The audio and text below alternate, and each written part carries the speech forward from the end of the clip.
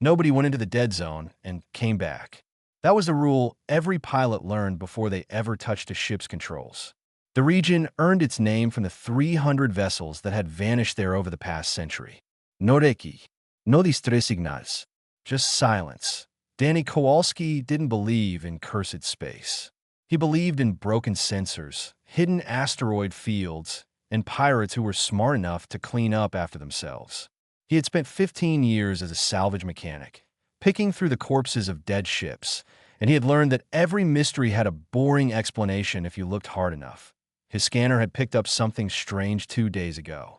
A faint energy signature where nothing should exist. Most pilots would have ignored it. Danny was not most pilots.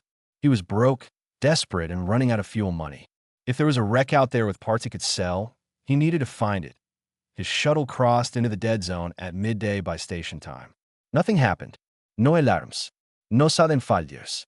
Just empty space stretching in every direction, darker than it should have been because the nearest stars were so far away. Then he saw it.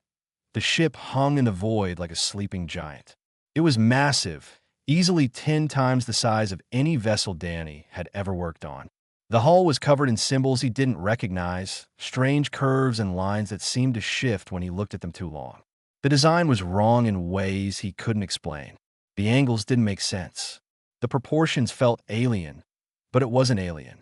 As Danny brought his shuttle closer, his computer finally managed to translate the largest symbol on the hull.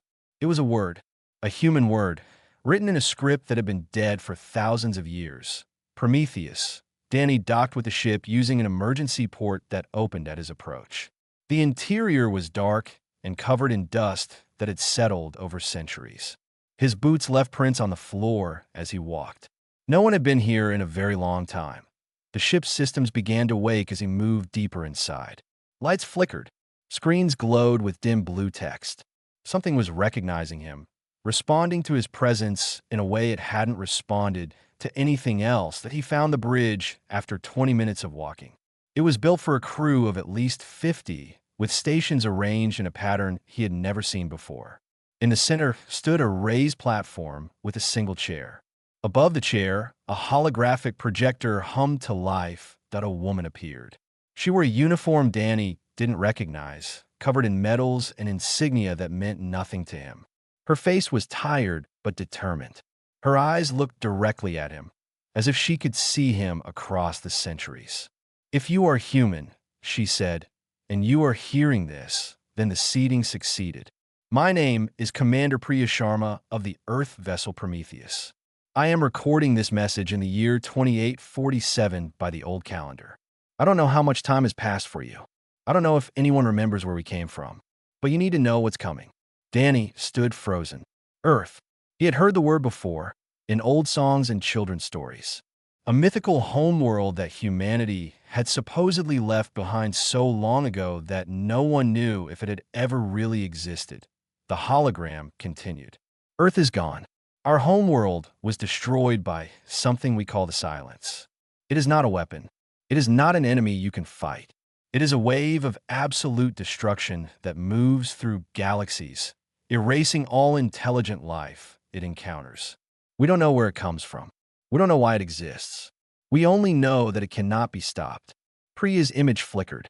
Before Earth fell, we launched 12 Ark ships. They carried everything we were. Frozen embryos, genetic libraries, the knowledge of our entire civilization. They scattered across the galaxy, programmed to seed human life on habitable worlds and then disappear. If you exist, if you are hearing this, then at least one of them succeeded. Danny's legs felt weak. He sat down heavily in the captain's chair, raising a cloud of ancient dust. The Prometheus was not an Ark, Priya said. We were a warship, the last warship. Our mission was to buy the Ark's time to escape. We fought the Silence for 11 years. We lost, but before we fell, we learned something important. The hologram changed, showing a star map that Danny partially recognized.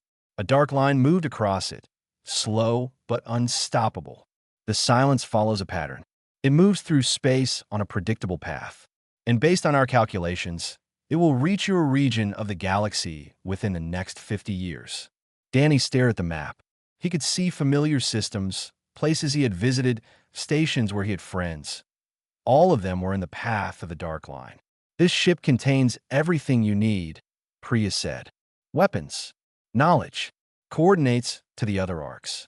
You can save them, if you're brave enough to try. The hologram faded. The bridge fell silent. Danny sat alone in the dark, surrounded by the ghosts of a dead world, holding the weight of a secret that could change everything. 3 weeks passed before Danny could bring himself to watch the rest of the recordings. He had returned to his shuttle that first night, hands shaking so badly he could barely operate the controls. He had flown to the nearest station and sat in a crowded bar for 6 hours, watching people laugh and argue and live their ordinary lives. None of them knew. None of them had any idea that somewhere in the dark, a wave of death was moving closer. Danny told no one. Who would believe him? A salvage mechanic claiming to have found a mythical warship from a planet that most people thought was just a legend. They would laugh. They would call him crazy. And then someone with more power and fewer morals would take the ship for themselves. He went back. Again and again, flying into the dead zone, spending hours aboard the Prometheus, learning its secrets. The ship's computer system was called Vigil. It had been dormant for 8,000 years, but it woke fully on Danny's 5th visit, responding to his voice commands as if it had been waiting for him. You are genetically compatible with the command protocols, Vigil explained. Its voice was calm and neutral, but Danny could hear something underneath it, something that might have been loneliness. The Prometheus was designed to be inherited. Commander Sharma knew that whoever found this ship might be the last hope for humanity's children. Danny sat in the captain's chair, surrounded by screens showing data he barely understood. Tell me about the silence. Vigil was quiet for a long moment. The silence is not a creature. It is not a machine. The closest comparison would be a natural disaster, like a hurricane or an earthquake, but on a galactic scale. It moves through space at a constant speed, following gravitational paths between star systems. Everything in its path is destroyed. Not damaged, not killed, destroyed, reduced to base particles. How do you fight something like that? You don't. The AI's voice carried 8,000 years of grief. Commander Sharma and her crew tried. They used weapons that could crack planets. They deployed strategies that had never failed against any enemy. Nothing worked. The silence absorbed everything they threw at it. Danny felt cold. Then what's the point? Why leave this ship? Why leave a message? Because the commander discovered something in her final years. A new hologram appeared, showing a crystalline device that pulsed with inner light. This is a resonance weapon. It doesn't destroy the silence, but it disrupts its structure. During a battle near the Orion Nebula, the commander activated a prototype. The silence paused for 3 days. 3 days. 3 days in which the Ark ships gained distance. 3 days in which billions of embryos moved further from death. Vigil's voice softened. 3 days bought with the lives of 600 crew members who volunteered to stay behind and operate the weapon. Danny stared at the hologram. Can we build more of these weapons? The Prometheus contains complete blueprints. However, the weapon requires a component called the anchor. The anchor was separated from the main device and hidden on one of the colony worlds. Commander Sharma feared that if the entire weapon fell into the wrong hands, it might be misused. Misused how? The resonance effect works on any complex structure. A ship, a station, a living body. In the wrong hands, it would be the most devastating weapon in galactic history. Danny understood. A weapon that could pause an extinction event could also cause one. Where is the anchor hidden? A star map appeared. Danny recognized the system immediately. It was Relari space, home to an amphibian species known for their ancient temples and strict religious traditions. The anchor is buried beneath their holiest site, Vigil said. Commander Sharma chose the location because she believed the Relari would protect it without knowing what it was. Their civilization was young when she hit it. They had not yet developed space travel. They have it now, Danny said, and they don't let outsiders anywhere near their sacred places. That is correct. Retrieving the anchor will require either their cooperation or their absence. Danny thought about the star map. about the dark line moving across it, about the billions of people, human and alien, who had no idea what was coming. He thought about Priya Sharma, fighting for 11 years against something that couldn't be beaten. He thought about 600 people who died to buy 3 days. The ship, Danny said slowly. Can it be repaired? The Prometheus sustained heavy damage in its final battle. Many systems are offline. However, the ship was designed for field repair using salvage materials. The engineering database contains detailed instructions. Danny almost laughed. Salvage materials. Field repair. That was his entire life. That was exactly what he knew how to do. How long would it take? With one person working full-time? Approximately 8 months. 8 months. Danny had spent longer jobs on worse ships. The difference was that those jobs paid. This one would cost him everything he had. He looked around the bridge. At the dust. At the dark screens, waiting to be brought back to life. At the chair where Priya Sharma had sat for 11 years, refusing to surrender. Start the diagnostic, Danny said. Show me what's broken. Vigil's response carried something that might have been hope. Yes, Captain. Fuel lines on the Prometheus were 3 meters wide. Danny had worked on ships where the fuel lines were the width of his arm. Standing inside one, welding a patch over a rupture that had been leaking for 8,000 years, he felt like an insect trying to repair a mountain. 4 months in a project. He had sold everything he owned. His shuttle, his tools, his apartment on Station Corva. He lived aboard the Prometheus now, sleeping in crew quarters that still had personal items from the original occupants. Photographs of families, books written in dead languages, small tokens that meant nothing to him but had meant everything to people who were now dust. Danny worked 18 hours a day.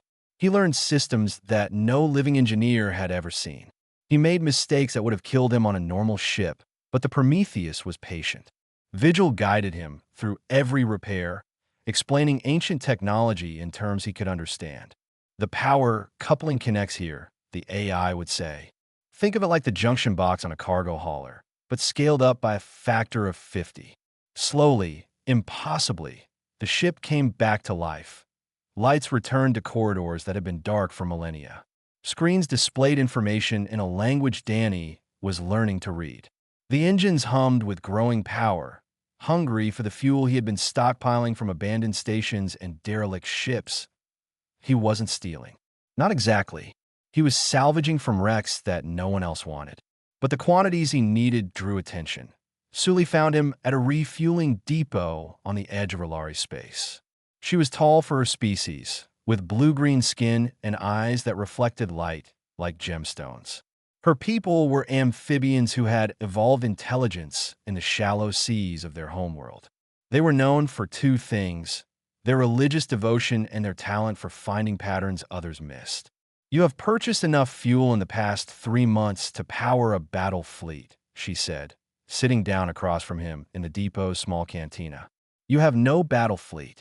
You have no ship at all, according to the registration databases. Yet you keep coming back. Danny kept his face neutral. I'm working a salvage job. Big project. In the dead zone. Sully's inner eyelids flickered, a sign of amusement in her species. I track your fuel purchases. The trajectories only make sense if you're traveling to a region where no ships go. That's impossible. Nobody can survive there. Nobody except you, apparently. She leaned forward. I'm an archaeologist, Mr. Kowalski. Before I became a trader, I spent 30 years studying ancient ruins on a dozen worlds. I know how to recognize a pattern, and you're a very interesting pattern. Danny considered his options. He could lie. He could run. He could disappear into the dead zone and never come out again. But Sully was smart. She had already figured out too much. If he didn't give her something, she would keep digging until she found everything. And maybe that wasn't the worst thing. If I show you something, he said carefully, you have to promise not to tell anyone. Not your government. Not your temple. No one. Sully studied him for a long moment. I promise nothing until I know what I'm promising about. Fair enough. Danny stood up. Come with me. The journey to the dead zone took 6 hours. Sully spent most of it in tense silence, watching the stars outside the viewport and clearly wondering if she had made a terrible mistake. When the Prometheus appeared on the sensors, she stopped breathing. "That's not possible," she whispered. "I thought the same thing." They docked. Danny led her through the corridors, now lit and humming with power, to the bridge. He activated the holographic display and showed her Priya Sharma's message. He showed her the star maps. He showed her the dark line. Suli stood motionless through all of it. When it was over, she walked slowly to one of the walls and pressed her palm against the symbols carved there. "I know these marks," she said, her voice strange and distant. "We have them in our oldest temples. We call them the words of the makers. We believe they were messages from the gods who created our species." She turned to face Danny. "You're telling me they were left by humans. 8,000 years ago, humanity's ancestors visited your world. Maybe they helped your people. Maybe they just watched. I don't know. But they hid something beneath your holiest temple, and I need to get it back." Suli was quiet for a long time. When she finally spoke, her voice was calm, but her hands were shaking. "The Temple of First Light. That is where you need to go. Yes, it is forbidden. No outsider has ever entered. No one except the highest priests knows what lies beneath it." "I know." Suli closed her eyes. "If I help you, I can never go home. My people will call me a traitor. They will erase my name from every record. I will be as if I never existed." Danny didn't know what to say. He barely knew this woman. He had no right to ask her to sacrifice everything. But Suli opened her eyes, and they were clear. "When does the silence arrive?" 47 years. Then I have 47 years to save my people, or 47 years to be forgotten." She straightened her shoulders. "Show me what needs to be repaired. I learned engineering before I learned archaeology. Perhaps I can help." The R'hllari homeworld was beautiful in a way that made Danny uncomfortable. Everything was too perfect. The oceans were crystal clear. The forests grew in patterns that seemed almost deliberate. Even the clouds moved in graceful spirals that looked like they had been designed rather than formed. "Your ancestors shaped this planet," Vigil said through his earpiece. "The terraforming signatures are unmistakable. They adjusted the climate, seeded the vegetation, and modified the ocean currents to create optimal conditions for R'hllari evolution." Danny glanced at Suli, who was piloting their small transport toward the surface. She had heard the same thing. Her jaw was tight, her eyes fixed on the horizon. "They didn't just visit," Danny said quietly. "They built this place for your people. I'm trying not to think about it." Suli's voice was flat. "My entire religion is based on the belief that the makers created us through divine will. Learning that they were simply humans with advanced technology is—" She trailed off. "I am sorry. Don't be. The truth is the truth. I would rather know it than live in comfortable ignorance." She adjusted their course. "The Temple of First Light is ahead. We will land 2 kilometers away to avoid detection." The temple rose from the jungle like a monument to forgotten ages. It was massive, built from white stone that seemed to glow in the afternoon light. Thousands of R'hllari pilgrims moved around its base, praying and singing and leaving offerings at countless small shrines. Danny and Suli watched from the treeline, hidden behind thick vegetation. "The lower levels are open to anyone," Suli explained. "The middle levels are restricted to priests. The deepest chambers are accessible only to the High Elder, and even she enters only once per year during the Festival of Silence." The Festival of Silence. Suli's expression was strange. A day when all R'hllari stopped speaking. "We sit in darkness and listen. My people believe we are honoring the Maker's final message. Now, I wonder if we are unknowingly mourning their deaths." Danny felt a chill. 8,000 years, and the echo of Earth's destruction still shaped this world. "How do we get inside?" "There are service tunnels. They were built for maintenance, but the priests forgot about them centuries ago. I discovered them during my archaeological research, before I left to become a trader." Suli pointed to a section of wall covered in vines. "Through there." They moved at night, after the pilgrims had gone home and the priests had retired to their quarters. The tunnels were narrow and dark, carved from the same white stone as the temple itself. Strange symbols covered the walls, identical to the ones Danny had seen on the Prometheus. The deeper they went, the older everything became. The construction shifted from R'lyeh architecture to something else entirely. The stone changed to metal. The symbols became more complex. They were no longer in a temple. They were in an ancient human installation that the R'lyeh had built over without ever knowing what lay beneath. There, Vigil said, 17 meters ahead. I am detecting the anchor's energy signature. The chamber was small and circular, dominated by a pedestal in the center. On the pedestal sat a crystal that pulsed with soft light, like a heartbeat frozen in glass. Danny approached carefully. Is it safe to touch?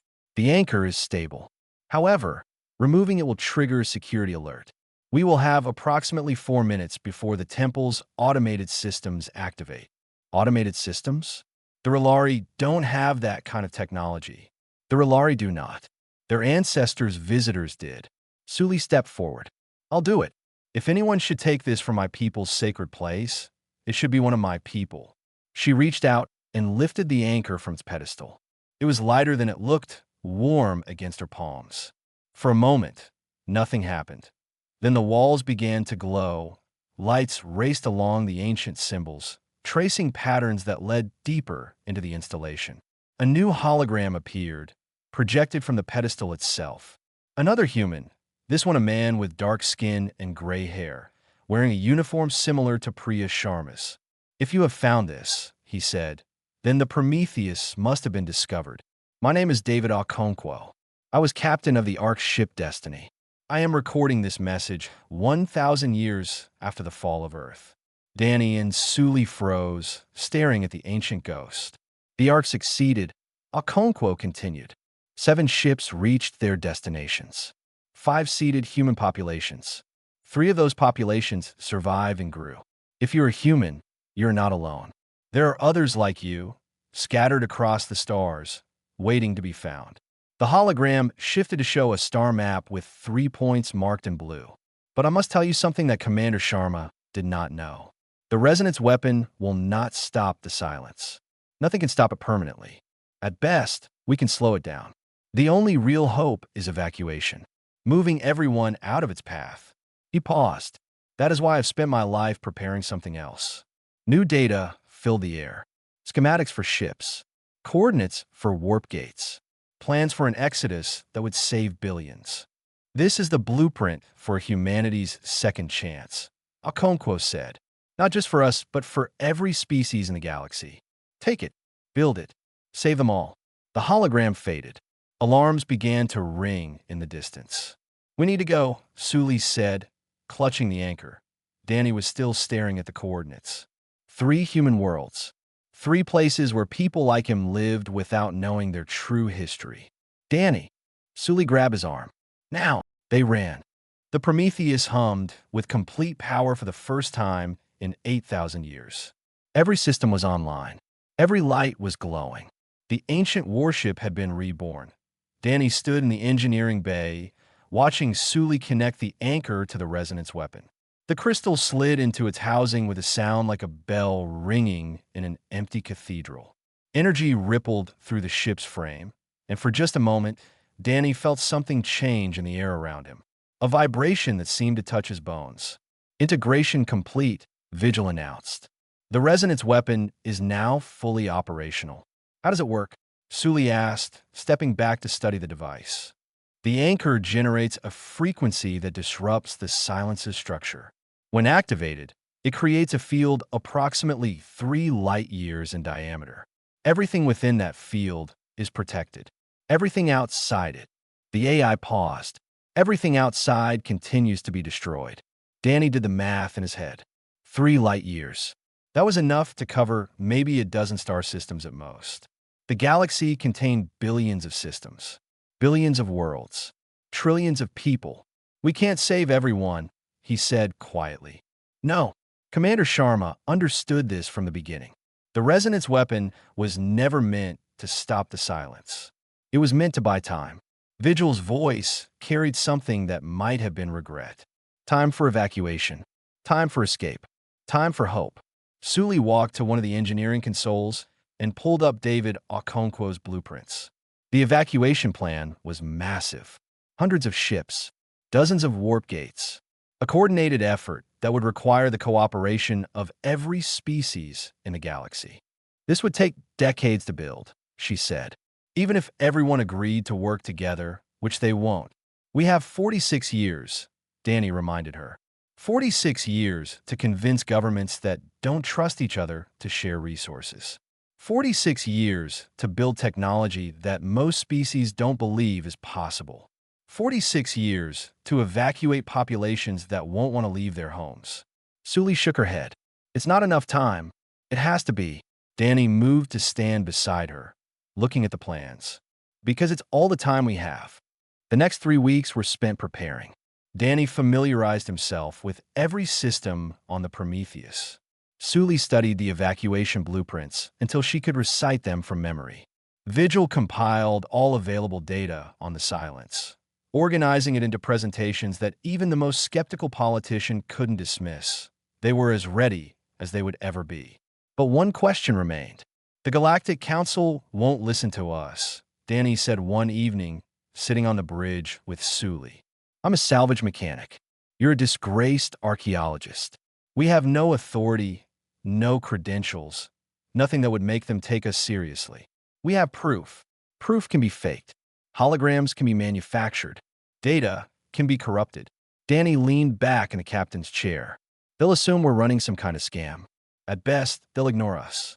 At worst, they'll arrest us and impound the ship. Sully was quiet for a long moment. Then we don't ask them to listen. What do you mean? We make them listen. She turned to face him, her gemstone eyes catching the light. The resonance weapon creates a field that disrupts complex structures. It pauses the silence.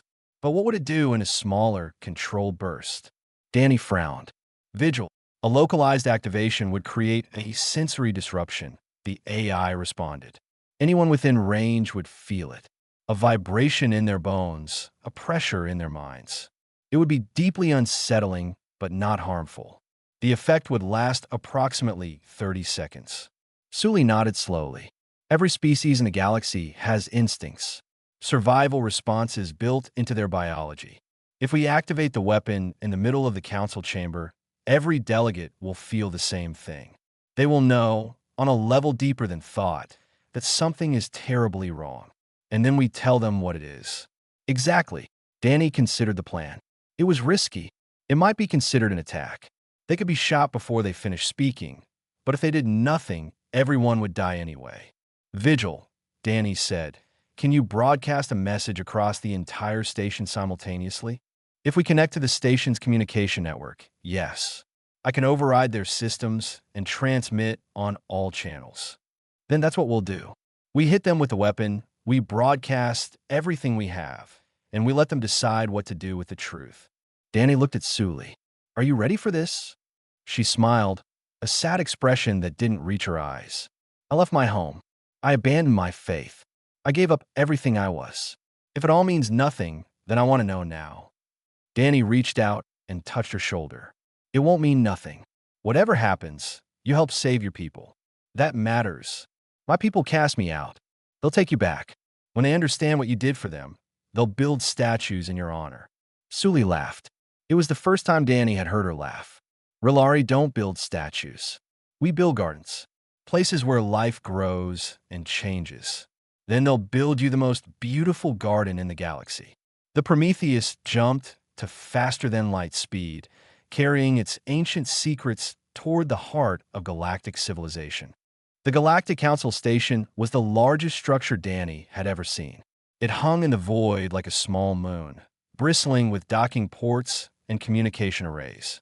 Ships from 100 different species moved around it constantly, carrying diplomats and traders and pilgrims from every corner of known space. The Prometheus approached slowly, its ancient hull drawing stares from every vessel in range. Communications flooded in, demanding identification, requesting explanations, threatening consequences. Danny ignored them all. Station security is scrambling fighters, Vigil reported. Let them come. Danny guided the ship toward the station's central plaza, a massive transparent dome where the council held its public sessions. Today was a general assembly. Every delegate would be present. Every screen would be active. Perfect. We're being targeted, Sully said, watching the sensors. They won't fire. Not this close to the station. The debris would cause too much damage. You sound very confident.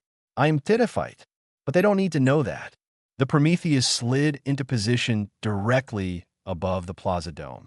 Danny could see the delegates below, thousands of beings from dozens of species, all staring up at the strange ship that had invaded their space. Vigil, connect to their network. Connected. All communication channels are available. Danny took a deep breath. Sully, activate the weapon. Lowest setting, just enough to get their attention. She pressed the control.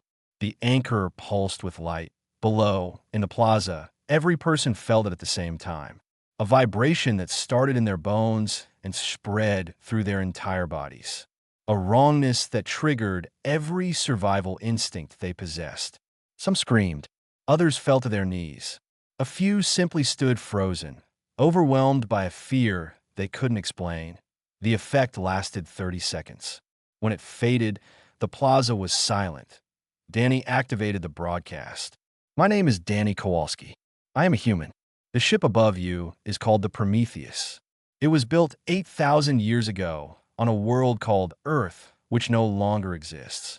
His voice echoed through every speaker on the station. His face appeared on every screen. Earth was destroyed by something called the Silence. It is not an enemy. It is not a weapon. It is a force of absolute destruction that moves through galaxies, erasing all intelligent life in its path. It cannot be stopped. It cannot be reasoned with. It can only be avoided. The delegates below were stirring now, their initial shock giving way to confusion and anger. Before Earth died, my ancestors launched Ark ships carrying everything they were.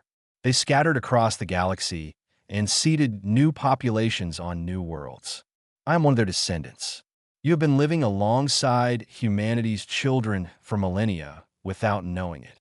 He activated the holographic display, projecting Priya Sharma's recordings across the station screens.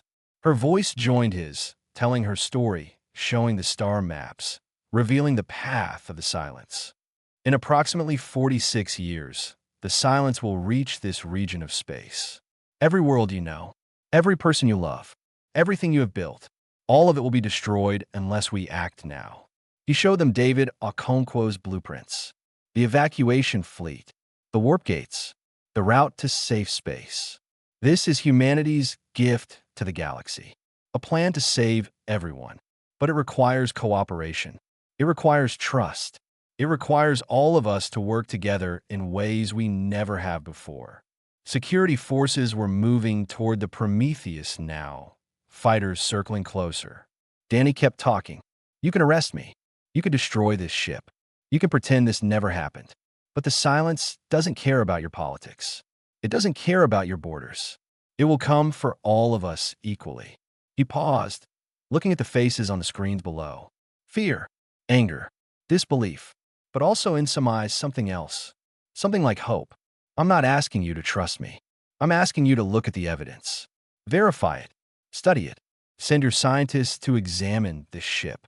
Let them tell you whether I'm lying. The first fighters reached weapons range. Danny heard targeting locks engage. In the meantime, I'll be searching for the other human worlds. The places where my ancestors' seeds took root. They deserve to know the truth too. He cut the broadcast. The plaza below erupted in chaos, delegates shouting and pointing and demanding action. But no one fired. Hours later, Danny sat in the captain's chair of the Prometheus, watching council engineers swarm over the hull. They had agreed to an examination. They had agreed to review the evidence. It wasn't acceptance, but it was a start. Sully stood beside him, exhausted but calm. What now? Now we wait. Let them argue and debate and form committees. Eventually they'll realize we're telling the truth. And if they don't, Danny thought about Priya Sharma, who had fought for 11 years knowing she would lose. He thought about David Okonkwo, who had spent his life building hope for people he would never meet. Then we find the other humans. We build the fleet ourselves. We save whoever we can. A council representative appeared on the bridge, an elderly Relari who walked with a staff carved from white stone. She looked at Danny with eyes that had seen many decades of politics. What do you want? she asked. Payment? Recognition? A position in whatever response we organize. Danny looked at the stars through the viewport. Somewhere out there, 3 other human worlds were living their lives, unaware of their shared ancestry. I want to find them, he said. The other humans. They need to know they're not alone. The representative hesitated. And if they don't want to be found? Danny thought about the weight of truth, about the right to choose one's own fate. Then I'll respect that. But they deserve the choice. Everyone does. The representative nodded slowly. The council will provide resources. Ships. Crew. This mission is too important to leave to one person. Danny almost laughed. One person. He had started this journey alone, a salvage mechanic with no future. Now he was leading an expedition that might decide the fate of the galaxy. Vigil, he said, plot a course to the nearest colony coordinates.